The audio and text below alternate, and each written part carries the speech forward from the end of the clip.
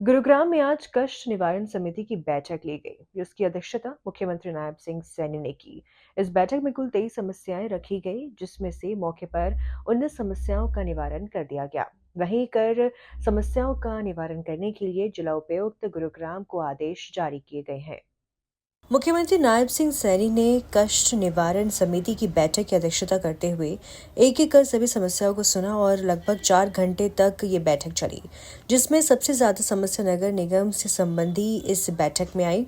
वहीं नगर निगम के अधिकारियों को भी आदेश जारी किए हैं कि किसी भी तरह की लापरवाही नहीं बरती जाए और विकास कार्यों की गति दी जाए। मुख्यमंत्री सुरक्षा को लेकर अपना बयान दिया है। किसी भी तरह से सुरक्षा के मामलों में कोताही नहीं बरती जाएगी। गुरुग्राम में सेक्टर 29 में हुए क्लब के बाहर धमाके मामले में मुख्यमंत्री ने कहा कि इस पूरे मामले में पुलिस तफ्तीश में जुटी हुई है। वहीं एक आरोपी की गिरफ्तारी हो चुकी है। इस घटना के पीछे कोई भी व्यक्ति होगा, उसे बख्शा नहीं जाएगा। उन्होंने कहा कि हरियाणा में आरोपियों के लिए कोई जगह नहीं है। एजेंडे में 23 शिकायतें थी और 23 शिकायतों में से 19 शिकायतों का मौके पर समाधान हुआ है।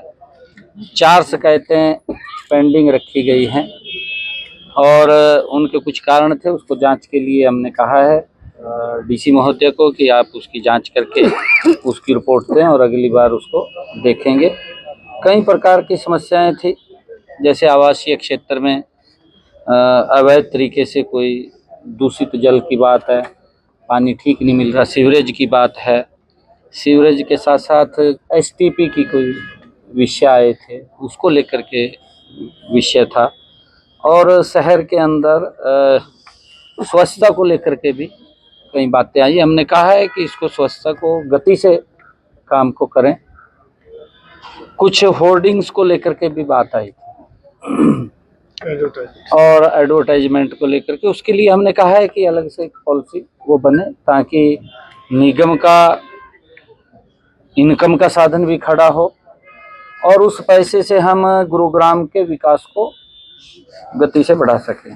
अगर कोई व्यक्ति इस प्रकार की कोई भी कहीं पर भी घटना को अंजाम देता है, आप देख भी रहे हैं, जो फंसता है या तो हॉस्पिटल में मिलता है या सलाखों के पीछे मिलता है।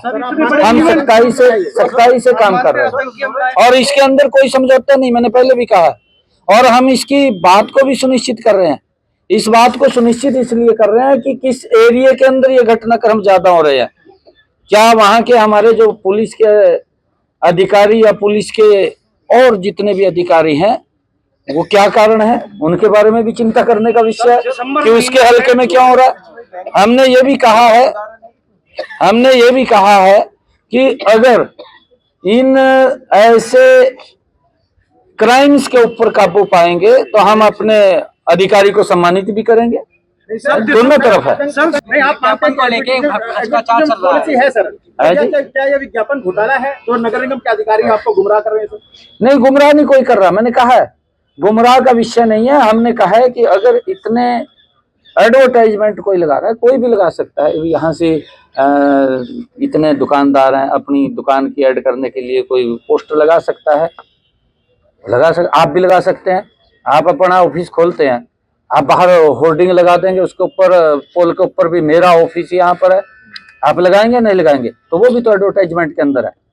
तो ये सब उसके अंदर जब कोई हम एक सिस्टम बनेगा तो सिस्टम के अंदर सब आएंगे। दिल्ली में आम आदमी पार्टी की जो सरकार है वो 2100 रुपए पेंशन की बात कर रही है। कल से रजिस्ट्रेशन शुरू होगा, जो लोग लेना चाहते हैं। महिलाओं की बात कर रहा हूँ मैं, महिलाओं का पेंशन नहीं, सहयोग राशि की बात कर रही है। 2100 रुपए जिसका कल से रजिस्ट्रेशन शुरू होगा। हरियाणा सरकार ने 3100 की बात करी थी।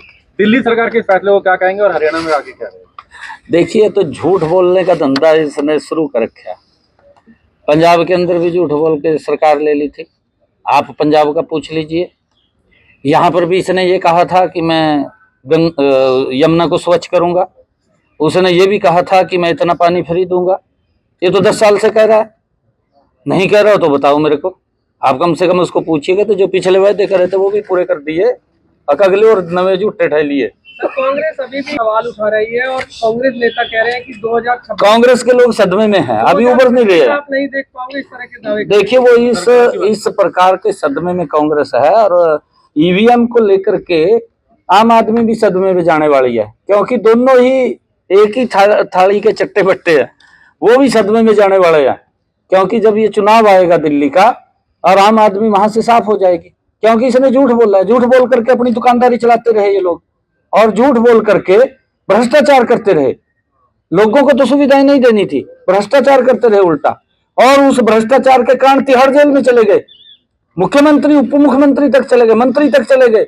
यही हालात पंजाब में है। हम उसकी प्लानिंग बना रहे हैं ना साहब, बिल्कुल प्लानिंग बना रहे।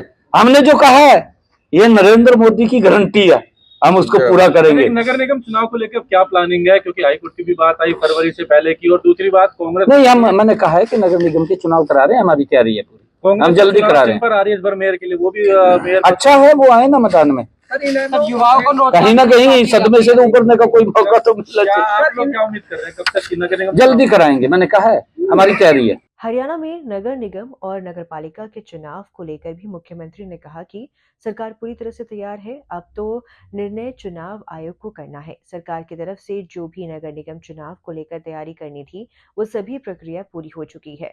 वहीं आम आदमी पार्टी पर निशाना साधते हुए मुख्यमंत्री नायब सिंह सैनी ने कहा कि आम आदमी पार्टी भी कांग्रेस की बी टीम है। केजरीवाल के लोगों को गुमराह करते हैं। कांग्रेस की तरह पूरी आम आदमी पार्टी भी झूठ की राजनीति करती है, और इस बार दिल्ली के लोग ऐसी पार्टी को दिल्ली से बाहर का रास्ता दिखाएंगे।